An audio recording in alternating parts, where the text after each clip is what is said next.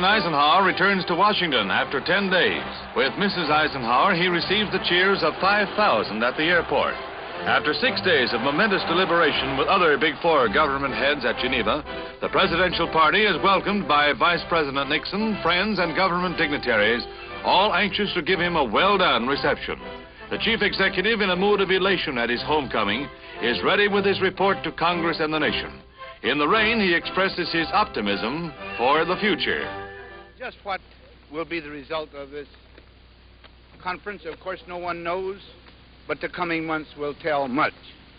But in the meantime, we do know that new contacts have been established, and there is evidence of a new friendliness in the world.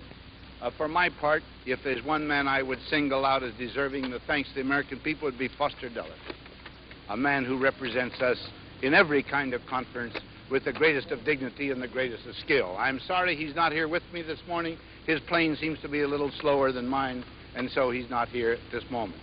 Again, thanks to all of you for coming out, distinguished citizens and everybody else. It's really great to be home. Thank you.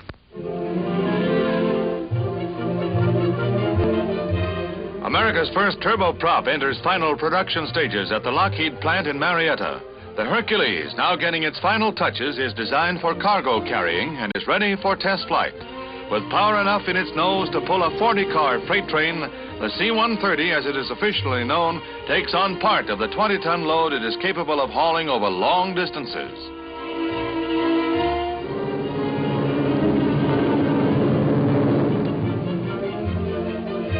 After an incredibly short run, the Hercules is airborne, and 2 engines are stopped, the props feathered. With less than half its available power in use, the plane maintains its flying and handling qualities. The Air Force takes another revolutionary step forward in getting their fastest with the mostest. New York Harbor welcomes the Big Red One, the famed 1st Infantry Division, coming home after 13 years of hot and cold war service on foreign soil. Nearly 1,000 men, with over 100 wives and as many children, are among the first contingent to dock at Brooklyn Army Base.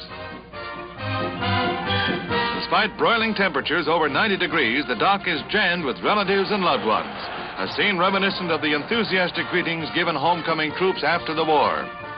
The 1st Division is being replaced en masse by the Army's 10th in Operation Gyroscope, the biggest troop transfer program ever attempted in peacetime.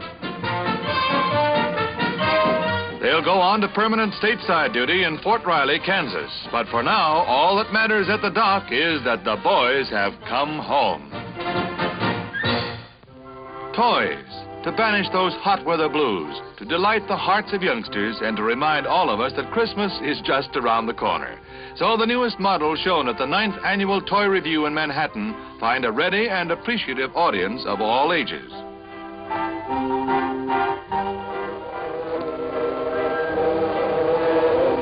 One of the showstoppers is the model plane that is a whiz at aerobatics, with you at the controls.